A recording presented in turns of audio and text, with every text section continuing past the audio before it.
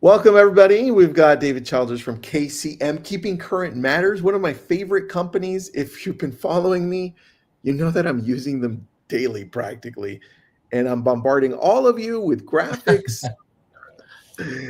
of the market. But I love this stuff. This is tells a story, right? And we're going to do the same thing today. We're telling a story about the inventory and where we're heading because we are definitely seeing a rise in inventory. And that's why I wanted to talk to Dave and just kind of go back and forth. He's going to show you some amazing slides. So make sure you take pictures of those. Where do you want to start with this, man? Well, I think, I was thinking about this, Tristan, when we started this. The reason that you and I were talking one day and you were getting a lot of sort of attention on some of the inventory graphics and facts that you had shared. And I don't remember what the numbers were. You probably do better than I do. But when I heard about No, I'll show you, man. gosh, I'm just gonna it's like I'm a gonna million reveal views or something crazy like that. Yeah, I'm gonna reveal the back end of this, which can get a little crazy for people. Mm-hmm. Let me see if I can do the magic thing here and present one of my screens, okay? Okay. Because you know how crazy StreamYard can get. Let me know when you can see this. I see it. Yeah. All right, perfect. I'm going to go to professional dashboard here. Okay. This is my Facebook personal page where I've been sharing a lot of these graphics and information. So it's loading. So just give it a second. Right. Super slow because it's Facebook. So here are the insights over the last 28 days. Right, this is pure graphics. That's a few. That's kind of like what mine get to, but 11.5 million views, which to me is nuts. What you don't see here is there's another one on the phone that shows, I'll stop sharing, but on the phone app on Facebook, it shows that I've got 1 million people, 1 million out of the 11, interacting in some way. That means they've sent me a comment, they've DM'd me, they've liked it, they've shared it, and that to me it means money because they're connecting with me, right? And I think the thing that we don't think about often is yesterday I went to a listing appointment, David. It was in the afternoon, like 5 p.m. And I literally came up with, I just took this. I still have it up here. I took this. It's like stats, right? Yeah, this is all I took. It's 4 pages. Yeah. I sat down and then they started asking me questions about the market, about what's going on here, what's going on there. And I was like, dude, I've got all this memorized because of you guys. I literally have it all in my head in graphs and pictures. I'm like, oh, you're talking about that? This is what's happening. Right. Yeah. I think most people know they need to be doing that. Most are maybe scared on some level to do it, to get a question they can't answer or whatever the case is. And that's why we exist at Keeping Current Matters, is to give people those resources and make you the expert. So you can have a conversation, you can share a graphic, you can be on a listing presentation or a buyer consult, whatever it is, and explain what's happening in the market. So I think hopping in, let me show you a couple of graphics that I think explain this rise in inventory. And we can kind of maybe, take the conversation from there. If you see the slides that are up right there, the bottom line is inventory continues to increase in this country. This is a look. It's probably the best way I know to explain it. The sort of blue gray bars at the top, we've talked about this before, Tristan, the last 3 normal years in real estate in 2017, 18, and 19. Then you have kind of this red bar in the middle. I'll highlight that. That's 2020, right? Where, gosh, we tried to forget that, right? Of the pandemic coming in and mortgage rates falling, people jumping into the market because, I can now afford what I want. And the bars that are sort of below the red bar are 2021, 2022, 2023, and 2024.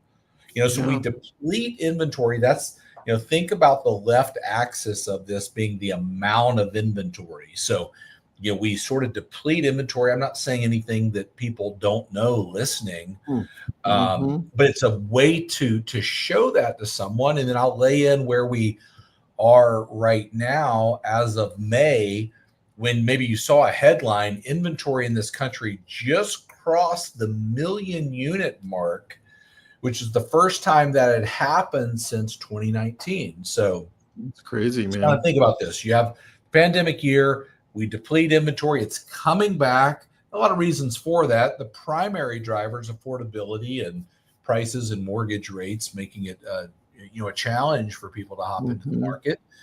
Yeah. But you have this sort of this effect happening, and it's having an impact in the market right now. And just about every market, you get a chance to travel around, I know, and talk to a lot of agents. I would say the majority of markets that are out there are seeing rising inventory right now. It's having an effect on price. It's having an effect on days on market. All of those things as we sort of go through this year. I'll tell you how I use this one. By the way, everyone, do yourself a favor, snapshot this right now. If you don't have Keeping Current Matters, if you do, just go get it from the back end. But snapshot this right now. And this is one that I would post up on social media, or I would save for when you're talking to people. Because yesterday, I brought this up in the listing presentation, because it's fresh on my mind, Dave. Yeah. I brought this up, and I used this so that they could go with a more realistic price. Because I said, look, the higher the inventory goes up, right, people are going to have a lot more to choose from. And we're watching days on market now go from, in my market, from 14 days on market in February to now 42 days on market as of yesterday. That's a big increase in just a few months. I said, you don't want to price it wrong, have a lot more inventory, and then all of a sudden you're in fall, and we're watching something happen that hasn't happened in a long time, where we're going the opposite way in summer. Like, what the hell is happening? Imagine fall. I said, imagine fall. And they said, you're right, Tristan. Let's price it at the price that you're telling us. And that's what they pay us for. They pay us to consult them and show them exactly where we're at with all of this stuff. Yeah. Yeah. I think right now, and I'll show you a couple of things where it is having an impact, but I think what you're saying there is there's two things that are happening. You're creating the expectation with the seller by using facts, right? Inventory is rising. Here's what's happening. Yeah. Here's the position buyers are in right now. They have more choices. They have more negotiating power. Sellers have less wiggle room on price, and so I think having that conversation. But here's the one that I would show you that's really important for a seller is, we know this is as of May, the final data coming out of May. By state, how many homes are having the price reduced? You look at California. My eyes aren't as good as they used to be. I think it's 18% there in the state of California. And even look at Arizona or Texas. Every state right now is seeing this rise in price reductions, right? And you can even go in and grab that. We grab it. I can go into every city and say, hey, here's the amount of active inventory. Here's the number that have had price reductions, and then just kind of go. That's a really good one, man. And I wish I see, there's so much stuff to choose from in the back, right? I don't know. I'm being serious. It's overwhelming at times. I hear you. Yeah. I don't know what to choose sometimes to bring with me, but the fact that I'm using this daily, going to the back, reading, understanding, you guys simplify it.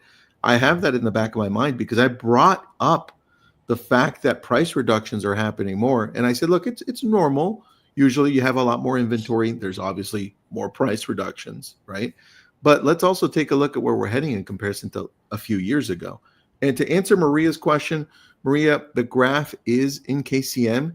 If you go to market updates on the left-hand side, and then the market updates, just choose, you'll see David's face on monthly market reports. It's the June 2025 one. I know because I just grabbed it, right? And then that one, June 2025, click it. And I believe it's the 5th or 6th graph that you're going to see, or slide. and it's right there. And Use if it. you can't find it, send me an email. It's David at Keeping Current Matters. I just saw how I could see the comments there. I didn't realize we could see those. If you can't find it, Maria or anybody, just send me an email, David at Keeping Current Matters. I'll grab it for you and send it to you. But it is overwhelming at times to try to figure out what that is. So let's kind of replay this. Inventory rising, price reductions surging, right, in most areas. And if you start to look at this, Tristan, I can give you these numbers too, but they are approaching levels that are more normalized, right? But for the last 5 years, each year we've seen more price reductions. And so I think, it feels different because we haven't seen them for 5 years, right? Back in 2021, 2022, you didn't have to reduce the price of a home. But the other thing that's weighing in on people, and you've certainly shared information on this, and a lot of people have, and I'm not advocating that we shouldn't, is we're seeing prices stabilize and even decrease in some major market areas. Yeah. So if you take that sort of thought process that inventory is rising, price reductions are happening. Oh, by the way, I open up the newspaper if people still do that, or I open up an app or however I consume news. And I hear that prices are falling in some major cities. Gosh, I have concerns, I think it's one of those things that we have to be aware of. And I'll show you some facts here in just a minute. But that sort of creates, I think it creates a little heartburn for sellers and, quite truthfully, for buyers right now, right? Yeah. I think both of those things are true, and we have to be a sort of a purveyor of the facts in the market to be able to help people understand what's going on.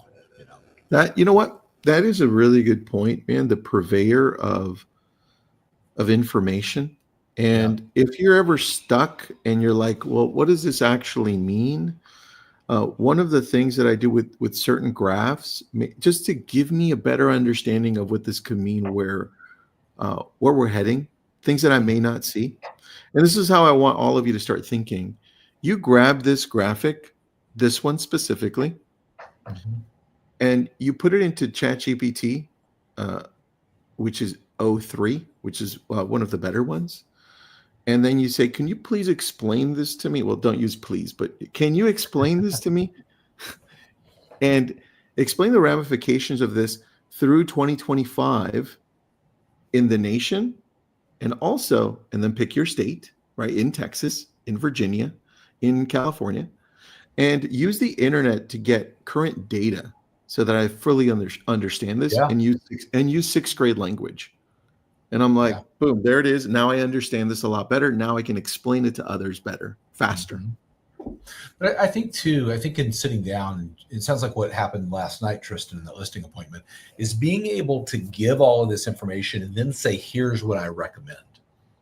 That's it. Here's what, not here's all this information. Now, what do you want to do? I want to then give my expert opinion based upon the facts, right? One of the things that I always try to mention when I get a chance to share, maybe a market update or something from KCM is challenging people to say, do you have a relevant market opinion based upon facts? Because there's so many people that have an opinion about what's happening in our business, but they're not rooted in a factual basis. They're rooted in maybe what I think or what I, think is happening, but do not have a factual basis in it. And I think it's going to be what's required of us right now, and certainly through the remainder of this year. That's a really good point, man. I love that. And I have a question for everybody watching. Let us know if you're currently a user of Keeping Current Matters. We want to know that that we can just say hello. And obviously everybody else who is not, that's fine too. We still love you. We're glad you're here. Just make sure that you take snapshots of what you're watching on the screen, because these are important to use. And I agree with you, Dave, when it comes to this whole world that we're in, people are going to be testing us. They're going to be poking us with questions and saying, well, let's see if this person knows our area. And they're not going to be doing it on purposefully to do that to you. It's just questions they have. And then they will decide based on your responses, oh, I do have confidence in Dave. He answered that really well with data, right? Yeah. That's what happens. Yeah, I think our market right now requires that. And I see everybody kind of weighing in here. Kathy and Tom, see that. Michelle, love to have you as a member. Amelia, Donna, and see all those. Janet, I see your message there. Saved our butts with their charts after the market crashed in 08. Yeah, 17 years KCM's been around now, and that's why we exist, is to give people a perspective. So let me give you another perspective on a couple of things. And this is interesting, because if we take this line of pricing and inventory having an effect on price, it definitely is. I'll show you something. I don't know if you've seen this yet. You know, Lance Lambert that runs Resi Club, phenomenal. Lance is so good on prices. Back in November of last year, 7 of the nation's 50 largest metro areas had falling year-over-year prices. Well, advance that to February this year, that was 12 out of the 50 had February. Now, right now, 20 of the nation's 50 largest metro housing markets have falling year-over-year prices. Right? So that's sort of scary to hear, right? I'm not advocating that we ignore that by any stretch of the imagination, but you need to be able to explain it. Like if I were to show you a graphic, it looks like this right here. You can see all the markets, Arizona markets, Texas markets, California markets, certainly a lot of Florida markets seeing price sensitivity as inventory has risen dramatically in the state of Florida. Even, you know, if we look at this graphic, I think Austin, Texas leads the way at about 5%. But the question then becomes, is this a leading indicator for what's going to happen across the country? That's a natural sort of path of the logic there. And I don't think this is a widespread, we're going to see, you know, massive value lost in homes across the country. It's what people maybe think about. Certainly even take the current affairs of how, you know, of the country and the world now, right? A lot of uncertainty and all of those things. How's that going to impact things? Good point. We have to be able to explain it and understand it. But here would be my point. Any recent dips, and this shows every one of those markets that's had a dip, the leading ones, are heavily offset by the gains those markets saw in the last 5 years. So, yeah, which is sometimes not actually all the time not brought up by the media, by the national media. Yeah, I can't remember. If you find a time when it's brought up by the media, send it to me. How's that? Fair deal? That's a fair deal, but you win. Seriously, that doesn't sell. Good news doesn't typically sell. The job of the news is to get you to watch more news. They want to draw you in so that you go, I want to know what's going to happen. It's a brilliant model, right? And it's designed to sell advertising. That's ultimately what it's designed for. It's not designed to educate you. Are the blue columns inventory or prices on this slide or the last one? I believe this one. Okay, so what this is, the blue columns are the percent prices have increased in the last 5 years. So let's take an example, far right example, Houston, Texas. In the last 5 years, the last one, okay, I'll go through this one. I'll go through the last one too. Oh, the last 5 years, 35% price growth in Houston, Texas. Over the last year, 1.4% decrease. So think about that. Prices went up 35%. They went down 1.5%. You're going to be okay. I'm not minimizing that, but I'm saying have the conversation in the full context of what's happening out in the market. Because it's easy to kind of go, hey, well, prices are dropping here. Well, there's two people you would talk to in that. Somebody that owns a home and somebody that doesn't own a home. If you owned a home in Houston, Texas, or in any city on this map in the last 5 years, you did good. You're going to be okay with 5% price drop. And I'm not making light of that. If you don't own a home, good news. They're not skyrocketing and going up 20% every year. If anything, you might see a little bit of plateau in pricing, which is ultimately a good thing. If we go back to the last slide and answer that question, this is the 1 year change in home prices in the 50 largest metros in this country. The blue bars represent prices growing, and the red bars represent prices constricting or coming down, falling. Okay. So if you see the far left, I think it's Cleveland, Ohio, a little over 4%, maybe almost 5% price growth year over year. Go to the far right, Austin, Texas, leading the way with about 5% price constriction in the last year. So it's just having a handle on these numbers and being able to say, hey, this is what is happening. Hopefully that answers that question. But here's the bottom line. Let me tell you this, Tristan. This is another one that's just, we have to remind people, like what you just said. I don't think it's included in the media, that Miami went up, whatever the number is here. Where's Miami? 58% in the last 5 years, down 2.3%. Another interesting fact, I'll tell you this, the average home in this country in the last 5 years went up 55%. That's the average. Now, certainly I didn't know that. That's cool. Different markets have reacted different ways, but here's the other bottom line. Home values are up in every state over the last 5 years. Every state. And we'll get these slides out to people. I don't know how we'll do this, Tristan, but let's get them to people so that they can go to their state. And I'll even include in here the last quarter, the last 5 years, the last 10 years, so that you can see.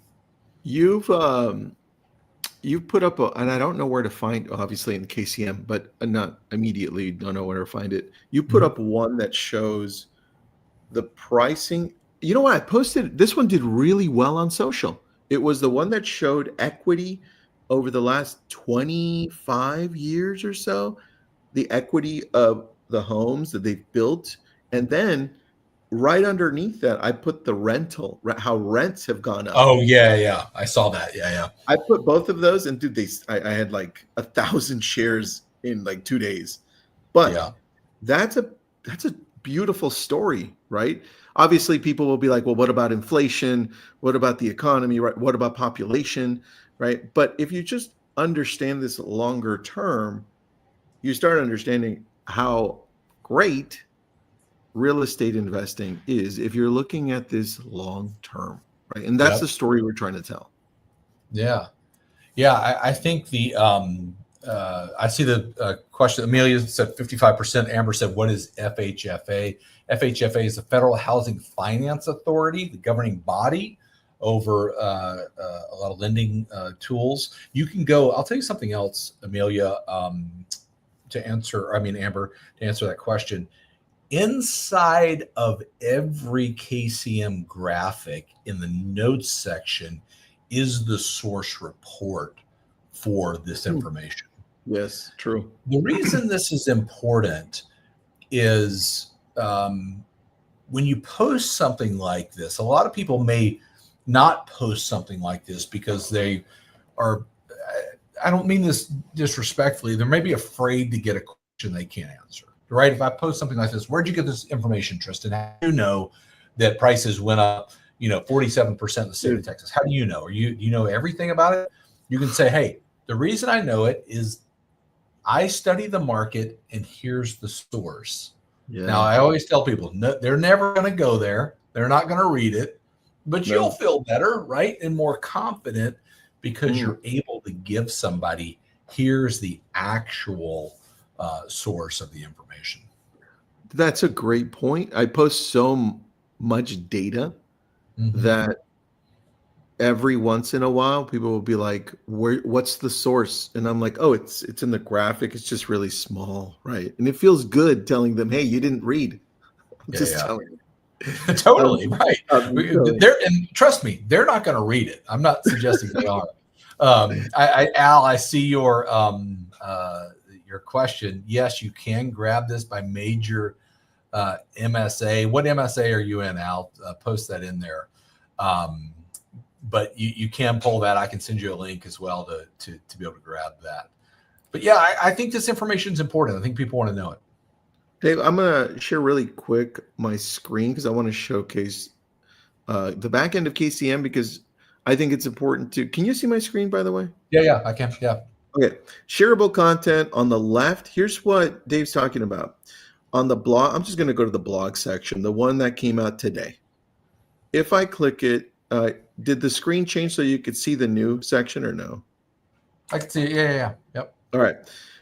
I'm scrolling through this blog, and now you see a graphic right here, FHFA right there, and also Freddie Mac and Resi Club. But look at the hyperlinks right here. They're giving us the sources. Anytime you see that hyperlink, that's where you go to the sources. And sometimes they go back to older blogs, right? Yeah. Because I go here every morning. By the way, this is my morning routine. I open up the blog section. I take a look at what I'm going to share and how I'm going to share it. And it also updates me. I'm like, got it. I understand. So that's one of the things that I mean, being able to have all that information is critical in the market. I see Anne-Marie's Al is in DFW. Thanks for that, Al. If you'll send me an email, David at Keeping Current Matters, I'll grab it for you and send it to you. But yes, you can pull that by MSA. Anne-Marie, I see that all these SFR are all inventory, including condos. I believe it's all, but we're talking about a lot of data here. Again, if you want to send me a message on the particular one, I can get that for you and give you the source for it. But I believe it's all available inventory, depending on the graphic. I want to tell you one other thing. I know we were kind of shooting for about half an hour in this. That's fine. We'll probably go a couple minutes over because this is fun, man. I love this stuff. So we're seeing inventory rise, right? We have to have a handle on that. My advice would be to understand this and pull this information for your market, just like you said you did at the listing appointment last night. Yesterday. Understand it's having an impact on price. I do think we will see prices in this country appreciate this year.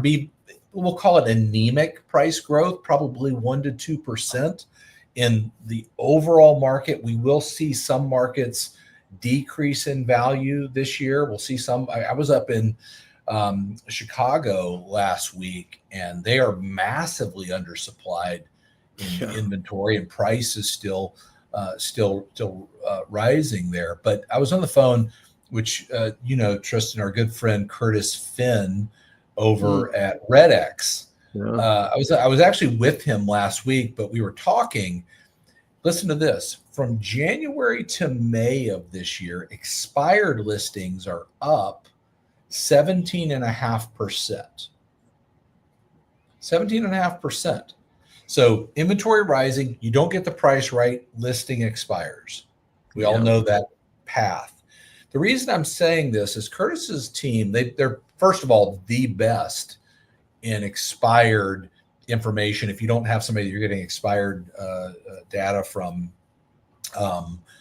check out RedX. But they believe throughout this year it'll grow year over year by about 20%. So we're still seeing price not be right. In most markets, if something is priced right, it's selling quickly, but expireds are starting to rise. And it's just a kind of a footnote to all of this, that if you're not looking at expired listings right now, you certainly should. There was, I know you guys are working with them to give us even better data when it comes to expireds. Oh, right? I can give that to you now. Yeah. Yeah. Which I love those, man. I was trying to find one because I used. How do I, give me a chance to share again? Can you, I've got a couple things in here, and I see the notes in here. Amelia, certainly Long Island, multiple offers. I know a lot of areas in the Northeast seeing multiple offer scenarios right now. Yeah. So very true. So right here, this is a little wonky on here. I don't know if you can. It is a little wonky. Huh. Yeah, it's kind of twisted these up. That's what I was telling you. Expireds are up. You can pull those down. I'll tell you the information, and I'll include it in a slide. So what we know is when a listing expires, certainly January through May of this year, of the sellers that expired, 44% of them relisted their home at a lower price, those that relisted. 37% did so at the same price. 18% did at a higher price. Now, again, I'm going to give all this information to you, but here's where the kicker is. Those that sold, 70% of them did so at a lower price. So the reason I say that is what's required right now is an honest conversation about where the market's at, where they're priced, and what the strategy is going forward, right? And if you have an existing listing, you better be having that conversation, because there's somebody right behind you that's willing to have it, that has nothing to lose, right? To say, hey, here's why I think, your home didn't sell, whether it's access or whether it's maybe an update of some sort, or maybe it's price, whatever it is. We know those reasons are out there. And I'll tell you this, I don't know if I shared this with you. The team at RedX, Curtis and his team, did a study. So they have a tool where they monitor and record a lot of the expired conversations that are done on their platform. I don't know if I told you this. And then they went in and sort of put it in a tool, an AI tool, to say, what is the number one emotion that an expired listing, what the seller feels?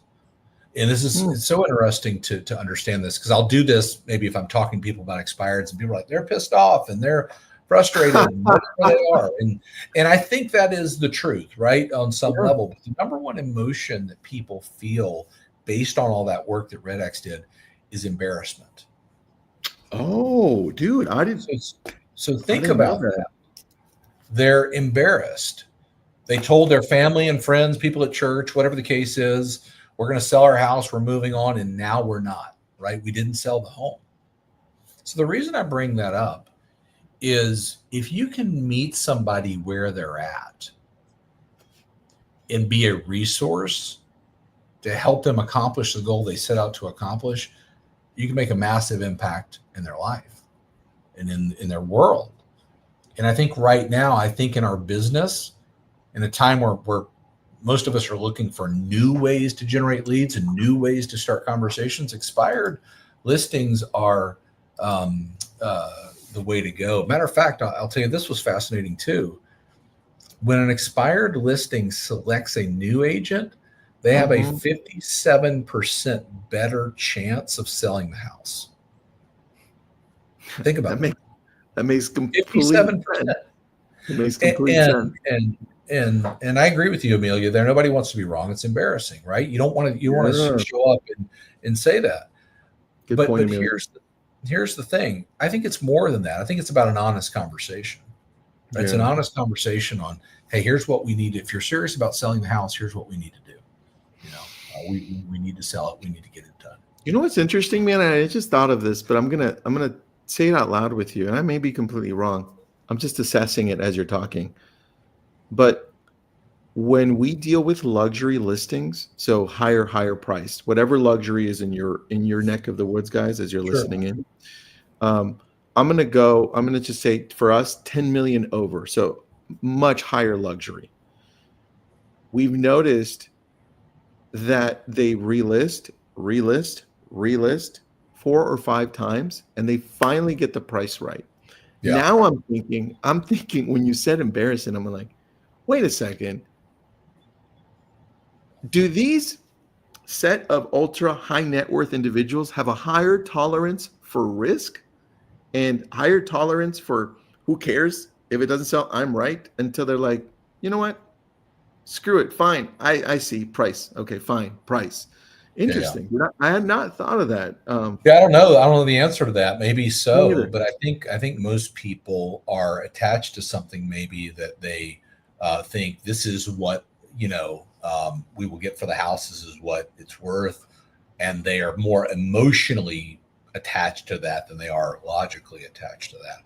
And I see, Anne-Marie, I see your comment there. Chris Voss's book, Never Split the Difference. Excellent resource for negotiation. And, I heard an example the other day. I'll share this with you as we kind of know we're a little bit over time wrapping up. if you, heaven forbid, Tristan, one of your kids or a loved one were to go out, be on a playground and be playing and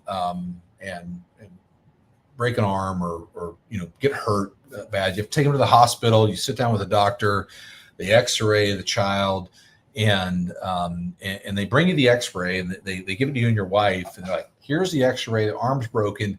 Now, what do you want to do?" Yeah, they wouldn't do that. They wouldn't do that. They would say, my "Here's daughter the X-ray. Here's what it is, and here's what we're gonna do." Right? That's our job right now, is to say, "Here's what's happening in the market. Here's what's going on in Dallas or in Northern California, wherever we're at, and here's what we're going to do." That is my expert opinion based upon the facts. That's why you're hiring, not to sit down and go, "Now, what do you want to do?" Yeah, very true. That's it. That's exactly what happened yesterday, man, because they were looking for an answer. They're like, "So what do we do?" Without telling me what do we do directly. Yeah. Right. Yeah. Fernando's right there. And the title of that book is Never Split the Difference by Chris Voss. Great book about negotiating. I love this, man. All right, everyone. If you're not with KCM, check them out. I love them. I've been with them for years. David's a great friend of mine. I love this stuff. This is the stuff that I start my day with and end my day with. So I think it's served my business significantly because it just makes me look better, makes me sound better, and it just allows me to connect with the consumer, with the audience, just deeper. Yeah. So I'll tell you this too. The one thing I'll add to this is when you have the facts, knowledge is power in our market right now, but more importantly, knowledge is confidence, right? And we all need more confidence in this market to be able to deliver the results that we want. Very true. Very true. What's Marsha saying? Most long-term homeowners have too much emotional investment in their homes. Agree with that. They can't separate themselves from the business aspect of selling. Probably too true.